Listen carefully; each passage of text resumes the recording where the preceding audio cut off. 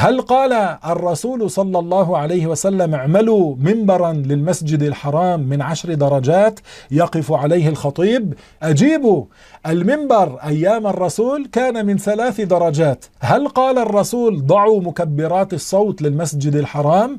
وهل قال عليه الصلاة والسلام أنشئوا هذه المآذن الضخمة في المسجد الحرام؟ أجيبوا، هل قال أنشئوا منبرا نقالا وانصبوا محرابا في هذا الموضع من الكعبة؟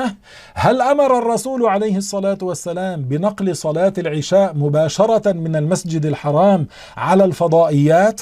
وهل قال الرسول صلى الله عليه وسلم أنشئوا المحاريب في مساجد الحجاز؟ وكل المساجد في الحجاز لها محاريب ومآذن، وكل هذا لم يفعله الرسول صلى الله عليه وسلم ولا قال افعلوه وأنتم تفعلون.